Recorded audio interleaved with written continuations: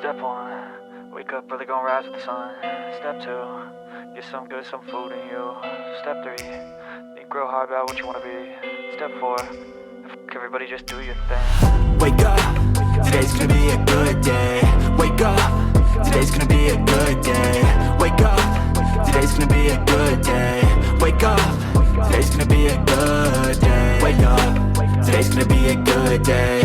Wake up, today's gonna be a good day. Wake up, today's gonna be a good day. Wake up, today's gonna be a good. Well, I want to take a few minutes actually to talk about something that I know that some may find controversial. It all happened this week because a group that I belong to, somebody posted some Jawa bikes that they recently saw here in Taiwan. Now, so there's no confusion, many people would be familiar with Jawa bikes because at one time, these motorcycles made in Czechoslovakia were excellent. They made excellent two-stroke bikes, and they had a very good, solid reputation. The Jawa of today has nothing to do with the Jawa of the past. It's a company in India that basically licenses the name and manufactures Jawa branded bikes. That's where the connection kind of stops. Because you see,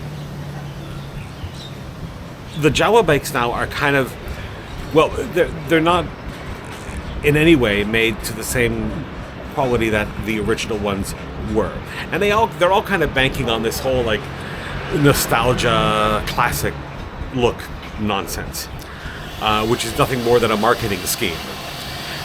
And you'll find reviewers that will talk about these bikes, and as I said many times before, reviewers, unless somebody goes and buys one and rides it for a year or two, then they can actually give proper feedback. But to go pick it up from a dealer, have it for one afternoon, and then rave, oh, this is a great bike, it rides so nice. All new bikes ride well. And then a lot of these reviewers, especially the ones from India, will say things like, oh, my grandfather had one, it was wonderful, and blah, blah, blah, and all this nonsense. And you go, okay, wait a second. That was your grandfather's day. We're now 2023. Now, some people would say that the quality of, let's say, motorcycles made in India, Jawa, for example, the others, even Royal Enfield, that the quality has improved from 10 years ago. Because that's something that many of these companies will claim. But how do they measure that? Because let's say you're making something, okay, I'll give you, let's use television as an example. So, the television image from the 1960s was way better than it was from the 1950s. The television image from the 1940s was better than, let's say, the television image from the 1930s. So if somebody says, in, say, 1955, let's say, and they went, oh, our television picture today is better than it was 5 years ago. Yes, by a tiny percent. That doesn't make it really good. So just because they claim better quality doesn't mean that it'll come close to good quality manufacturers like Suzuki, Kawasaki, Honda, and so on and so on. Now, Jawa, for example, here in Taiwan, there was one importer not far from where I lived. And they had, I think it was 3 different models. And they weren't that expensive. But then one day, that importer and that dealership disappeared, vanished into thin air, is gone. So sayonara, so long, farewell. And guess what? Anybody who bought one of these bikes is effectively now stuck. Because previously, when the dealership was open, maybe they had to wait a long time for getting parts, but now they have no access to get parts. And if they bring them to any motorcycle shop here in Taiwan, which there are plenty, every single shop will say, no, we don't want to touch it. Same problem, let's say, with Royal Enfield in Taiwan, when they were here. The quality is an issue. Now, speaking of that quality, there's a bike that is also manufactured in India, predominantly for the Indian market, called the CB350. Don't get it confused with the original CB350 that came out way back 45 years ago.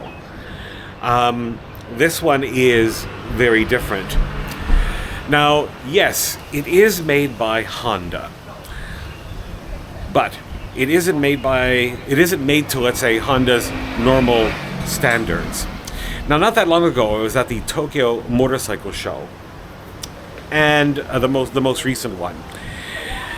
And Honda in Japan actually brought one of these bikes from India and had it checked by Honda's engineers in Japan.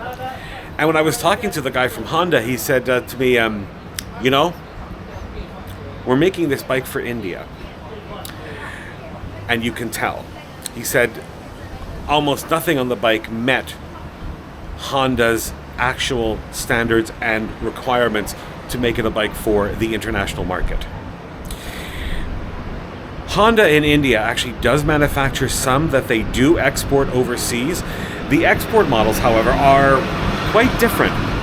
If you put them side by side and just look at them both for about, let's say, a minute, you'll be able to pick out which one is for export and which one is for the domestic Indian market. The one for the domestic Indian market does use cheaper parts. The paint quality isn't as good as, let's say, as the one for the international market. Now, here in Taiwan, where Honda does have an official dealerships, they do not import and do not provide the Honda 350 that is made in India. The Honda 350 made in India is provided by private dealerships, and they import them as gray market. And the ones they import are not the ones that are exported for export markets to, let's say, Europe, Canada, the US, Australia. They import the ones for the Indian market because they're cheaper. But there's a lot of people that have bought them, and the one thing that they complain about is how poor the service is and how long they actually have to wait for the bike to get fixed. Because one guy that I spoke to who has one of these Honda 350s, he actually went to Honda itself, not far from where I live, which is one of Honda's flagship stores. It's owned by Honda, it's not owned by a private individual. And he brought it there because he was having a problem with oil leaks. And Honda in Taiwan said, nope, Tyree, we're not going to touch it because this is a bike we don't officially import, and we don't have the parts. And we're not going to get the parts. So this is one issue, but even he at Honda itself here in Taiwan, they have told me that the Honda quality of this bike is in no way close to any of the real Honda bikes that are, let's say, made at real Honda factories, either in Japan or in other countries that are imported back to Taiwan. Nowhere near. The quality is actually so far apart. But yet reviewers will rave and rave and rave about them because they don't own them. They pick it up from a dealership, and like I said before, if you're a reviewer and you go pick up a bike from a dealership, I've never heard them say anything bad. They'll say, oh, there's things that I don't like. I don't like this so much, but overall the bike is really good. They pretty much use the same script for every bike they review. Unless they go and buy it, keep it for a year, and then really see how it holds out. Then I will trust them more. Now, when I bought the Royal Enfield Classic 500, it was an odd story about actually how I bought it, because first I was like, okay, I kind of like the way the bike looks, and I want to see what it's like. Because all the reviewers were saying online, the bike is fantastic, it's really good, it has that classic feel and all that other bullshit. But I have to say, after having it for almost 2 years, it's crap. It was rubbish. Every new motorcycle rides well. Now, I don't expect, let's say, a 20-year-old bike to ride as good as a new one. I don't expect that. But a bike that's 2 years old, I expect it to ride and handle still like a new bike. But this one didn't. And then, the oil leaks. I mean, how you do a trip? The trip that I did was just over 1,400 kilometers, and it started to leak oil. Got it fixed, did another trip, and it started to leak oil. So that tells you a lot about quality. I mean, I have some older bikes. I have a BMW R52, which is ancient. That bike has never leaked oil.